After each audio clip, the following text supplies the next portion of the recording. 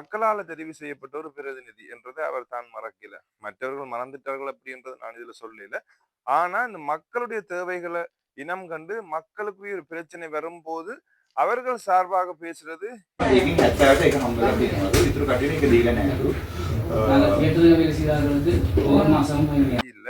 அதோட அங்க போதிய மருத்துவ வசதிகள், மற்றது பார்த்தீங்கன்னா, அவர்களுக்குரிய பண வசதிகள், நிதி உதவிகள் அங்க பார்க்கிறதுக்கு அனந்த் அன்பு சொந்தங்களுக்கு அன்பான இனிய காலை நேர வணக்கங்கள். இப்ப காலம்பற தான் வீடியோ எடுக்கிறேன். ஸோ அதனால எல்லாரும் எப்படி இருக்கிறீங்க? இப்ப வர்ற காலத்துல நிறைய பண்டிகைகள் வருது. அதாவது கிறிஸ்மஸ் வருது, நியூ இயர் வருது. எல்லாத்தையும் நல்ல சந்தோஷமா, நல்ல உற்சாகத்தோட கொண்டாட சொல்லி உங்களுக்கு ஏற்கனவே ஒரு வாழ்த்துக்களை தெரிவித்துக் கொண்டு, இன்றைய வீடியோல நான் என்னத்தை பற்றி பேச போறேன்னு சொன்னா, ஒன்று இந்த திருப்பவும் முல்லைத்தீவுக்கு கொண்டு வரப்பட்ட அகதிகள். மற்றது பார்த்தீங்கன்னா, டாக்டர் ராமநாதன் அர்ச்சுனா அவர்களுடைய அடுத்த கட்ட ஒரு நடவடிக்கையை பற்றி தான் இன்றைக்கு பேச போறேன். அதுக்கு முன்னுக்கு நீங்கள் அனந்த் வியூவுக்கு புதுசா இருந்தா, அனந்த் வியூவுக்கு ஒரு சப்போர்ட் தர முகமா நாங்கள் தார செய்திகளை நீங்கள் பார்க்கணும்னு ஆவலா இருந்தா, அனந்த் வியூக்கு ஒரு சப்ஸ்கிரைப் பண்ணிட்டு அப்படியே வாங்க வீடியோக்குள்ள போகலாம்.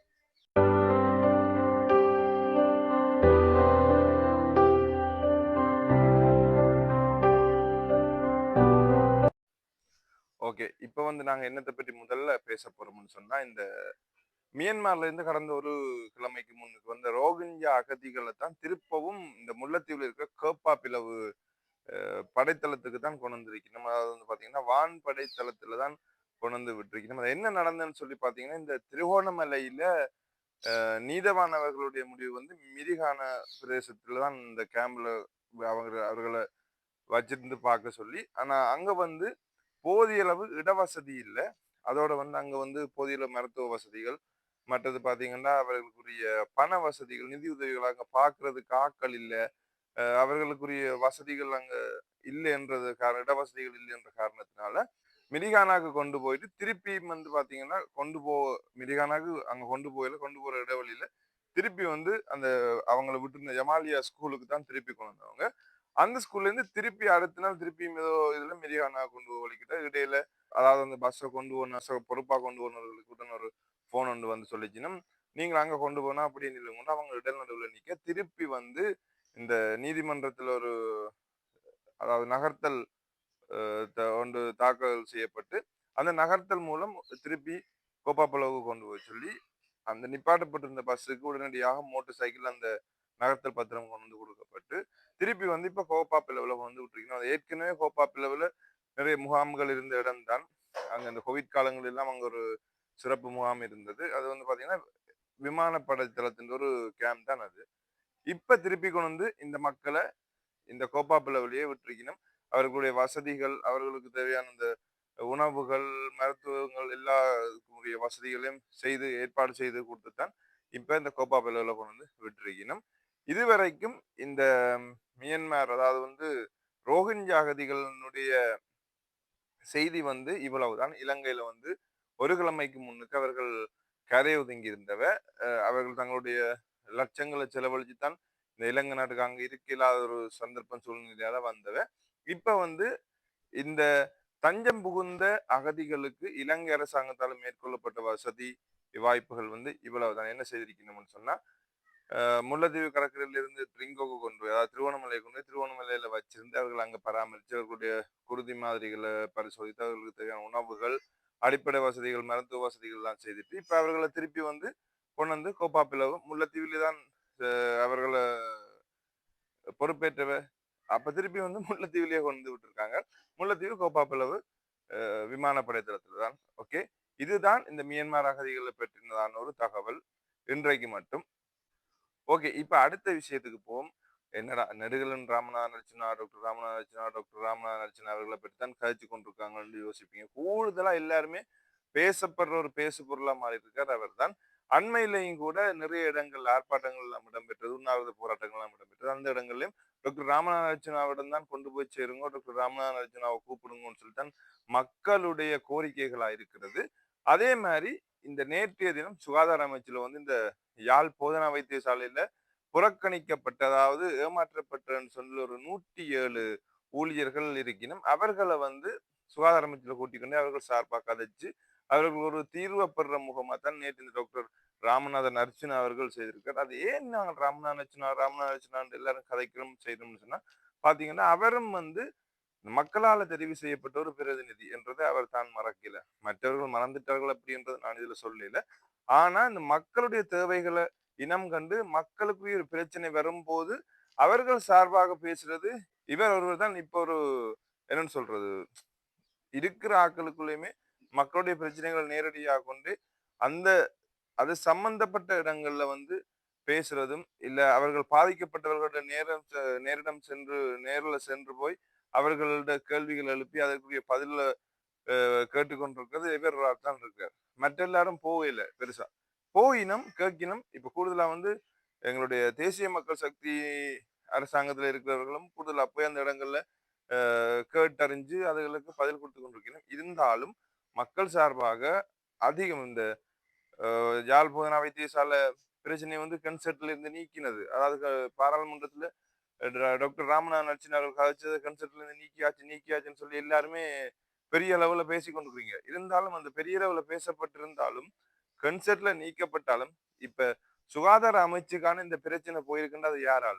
இவ்வளவு காலம் இத்தனை வருடங்களாக ஏமாற்றப்பட்டு கொண்டிருந்தார்கள். நேற்றைய தினம் இந்த சுகாதார அமைச்சருக்கு போயிருக்கின்ற யார் கதைச்சது? டாக்டர் ராமநாதன் அர்ச்சுனா அந்த பாராளுமன்றத்தில் கொண்டே கதைச்ச இந்த விஷயத்தாலதான் இந்த சுகாதார அமைச்சுக்கு போய் அவர்களுக்கான ஒரு தீர்வுக்குரிய வழி வந்து கொண்டிருக்குது. அப்ப இதெல்லாம் செய்யறது யாரப்பா? டாக்டர் ராமநாதன் அர்ச்சுனா. அதால அவர் நாங்க கதைப்போம் தானே. அவரை கழிச்சு போய் இப்பவும் கூட அந்த முன்னுக்குரிய இந்த தமிழனை பார்த்துட்டு கீழே நிறைய பேர் வரையுங்க சரப்பட கமெண்ட் பண்றதுக்கு. கமெண்ட் பண்ணுங்க, அது உங்களுடைய சுதந்திரம். கதைக்கிறது என்னுடைய சுதந்திரம். நான் யாரையும் தாக்கல, யாரையும் தப்பா கதைக்கல. நடக்கிற விஷயங்களை நாங்களுங்கிற காதுகளால கேட்கிற விஷயங்களை கண்களால பார்க்கிற விஷயங்களை தான் நாங்கள் உங்களுக்கு கொண்டு வரோம். மற்றபடி நாங்க வித்தியாசம் எதுவும் செய்யல. ஏன்னு சொன்னா அந்த மனுஷன் நிறைய இடத்துல கதைச்சிருக்குது போயிட்டு. இப்ப அவர் யாழ் போதனா வைத்தியசாலையில போய் கதைச்சது முரண்பட்டுறதுன்றதுலாம் அது எங்களுக்கு தேவையில்லாத ஒரு விஷயம். என்ன சொன்னா அது அவங்க பார்த்துக் கொள்வாங்க. இப்ப அவர் அங்க போய் சண்டை பிடிச்சாரா, இப்ப 2 பேருக்கு முடியல என்ன நடந்ததுன்றதெல்லாம் எங்களுக்கு தெரியாது. எங்களுக்கு தெரிஞ்ச விஷயத்தை தான் நாங்கள் சொல்ல வரோம். இது நேற்றைய தினம் டாக்டர் ராமநாதன் அர்ச்சுனா கூட அந்த காணொலியை வெளியிட்டிருக்கார். அவர் எங்க சுகாதார அமைச்சுல கதைச்சது அதை விட நிறைய ஊடகங்களும் இந்த காணொலிகளை வெளியிட்டிருக்கணும். அன்றைக்கு பாத்தீங்கன்னா இந்த பப்ளிக்ல அவர் கதைச்ச விஷயத்த பாராளுமன்ற காலத்துல கதைச்ச விஷயத்த கூட கன்செர்ட்ல இருந்து நீக்கிட்டாங்க உரிய. ஏன்டா அவர் வந்து ஒரு தனிப்பட்ட ஒரு நபரை தாக்கி இருக்கிறாருன்னு சொல்லி ஒரு காரணத்தை காட்டி, ஆனா அவர் வந்து தனிப்பட்ட விஷயத்துக்காக அவர் செய்யல. இந்த 107 ஊழியர்களுடைய பிரச்சனையை தான் அவர் கொண்டு வந்தவர். யாழ்ப்பாணத்துல கூட அண்மையில நேரம் வந்து அவர்களை சந்திச்சவர். அதுக்கு பிறகு இப்ப இப்படி ஒரு பிரச்சனையை கதைச்சா பிறகு சுகாதார அமைச்சுல கூப்பிட்டு அதுக்கு ஒரு தீர்வு வழங்க போறாங்க. மக்கள் பிரதிநிதினா என்ன? மக்களுக்குரிய பிரச்சனைகளை மக்களால கொண்டு வரப்படுகின்ற ஒரு பிரச்சனைகளுக்கு தீர்வை வழங்குறதுதான் மக்களுடைய பிரதிநிதி. அந்த வேலையை தான் டாக்டர் ராமநாதன் அர்ச்சுனா அவர்கள் செய்து கொண்டிருக்கிறதையே வித்தியாசமா வேறு எதுவுமே செய்யல.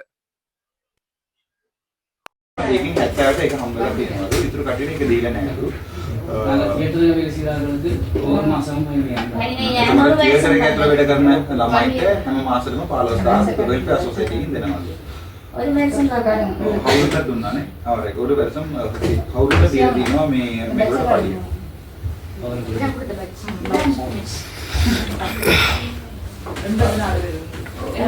දැන් 84000 කට්ටියට ඒගොල්ලෝ දීලා තියෙනවා ස්පෙෂල් බැච් එකක්. ඒකේ අපොයින්ට්මන්ට් බැච් එකක් විදිහට දීලා තියෙනවා. ඒ බැච් එක ඇදගෙන හොස්පිටල් එක ඇතුලේ යන්න පුළුවන්. අවුරුදු 3ක් විතර මේගොල්ලෝ වැඩ කරලා තියෙනවා. මේගොල්ලෝ ඇතුලේ ඉන්න එපා කියන සිකියුරිටිලා ගහනවා, ෆොටෝස් දානවා, වීඩියෝස් දානවා. මේගොල්ලෝ හැමදාම මට ඒක අරන් යවනවා. එතකොට මම ඉවරේ ආයෙත් කමසොල්ට 1 week 2 week வந்தாங்க தான் பட்ஜெட் கொடுத்துருக்காரு. எங்களை கொடுத்தா இல்ல. நாங்க போய் கலெக்ஷன் இதுல சொல்லிட்டு நீங்க வேலைக்கு வர வேணா பாருண்டா. இப்ப உங்களுக்கு பிரச்சனை வாங்கல. நீங்க இப்ப வர தேவையா மோதி சார் கொஞ்சம் கோவமா இருக்கிறாரு. ඕකේ එතකොට කිව්වලු සතිමුටිස ටිකක් හදවලා ඉන්න හින්දා සති දෙකක් එන්න එපා කියලා. ජනවාරි 14th අපි පොංගල් දේ එනවනේ. ඒකෙන් පස්සේ එන්නලු එයා ටිකක් කූල් වුණාම වෙල්ඩ ගන්නවා කියලා මේගොල්ලෝ මේ එළියට දාලා තියෙනවා. එතකොට මේගොල්ලෝ අහනවා අත්‍තරම මේගොල්ලෝ සමහරව බැඳලා ඉන්නවා, බබාලා තියෙනවා, දුර ඉන්න කෙන කට්ටියක් ඉන්නවා. එතකොට ඒගොල්ලෝ ඇත්තම ජීවිත වේදම කියලා එකක්වත් නැහැ කියන ඉන්කම් කියලා එකක්වත් නැහැ. එතකොට මේගොල්ලෝ අහනවා අපේවත් ඒකට අරගෙන මොකරි NGO එකක් තියෙනවානේ මේ ICRC නැත්නම් රෙඩ් ක්‍රොස් නැත්නම් සෙන්ට් ජෝන්ස් අප්ලස් ඒකවල நான் கதைச்சிருக்கிற கருத்துல ஏதாவது மாற்று கருத்து இருந்தால் அல்லது உங்களுக்கு ஏதாவது இதுல கருத்து இருந்தால் கீழே கமெண்ட் பண்ணுங்க. கண்டிப்பா அதுக்குரிய பதிலை நான் தருவேன். அதோட இந்த வீடியோவை முடிச்சுக்கொள்றேன். அடுத்த வீடியோல உங்களை சந்திக்கும் வரை உங்களிடமிருந்து விடைபெற்றுக் கொள்ள நான் உங்கள் அனன்வியூ. நன்றி மக்களே.